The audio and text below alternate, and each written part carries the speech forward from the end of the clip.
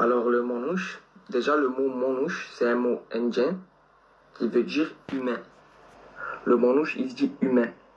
Ce mot-là, manouche, les Roms aussi ils l'utilisent, mais ils l'utilisent pour parler d'une personne.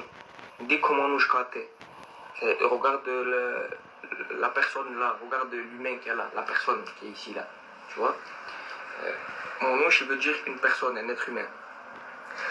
Les manouches, ils ont commencé à s'appeler comme ça, arrivés dans le nord de la France et en France. Sinon, ailleurs, ils s'appelaient pas manouches. Ils s'appelaient pas manouches. Ils ont commencé à s'appeler manouches quand ils ont commencé à se marier et à se mélanger avec des yéniches. Et justement, pour dire, écoute, moi je suis ni yéniche. On parlera des yéniches plus tard. Pour dire, je suis ni yéniche, ni tzigane. Je suis un être humain. Arrêtez de me rendre fou avec vos...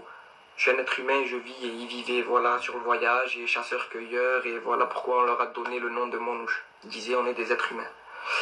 Et, les manouches, en vrai, que ce soit en Allemagne, en Autriche, en France ou en Italie, à la base, c'est les Sinti, c'est le groupe Sinto.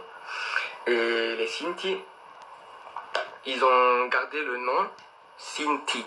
Ils ont gardé le nom qu'en Inde, en fait, on prononce mal. Du coup, on dit Sinti ici en Europe. Mais en Inde, c'est Sindhi. C'est ceux de la rivière du Sindh.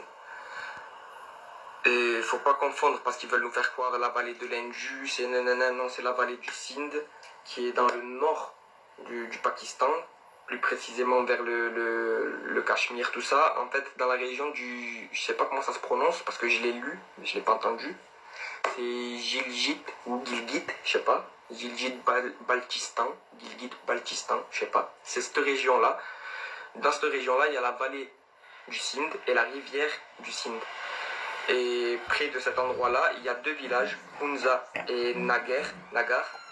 Et dans ces deux villages, il y a un peuple qui s'appelle les Daoudi Dom. Ça veut dire les musiciens de David.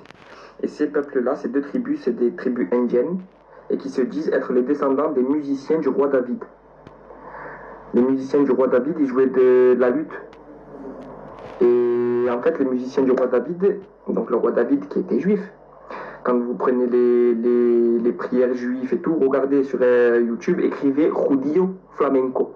C'est pas du flamenco en vrai, il est en train de prier et on dirait qu'il est en train de chanter. Donc les amis, les pas amis, je vous fais la partie 3.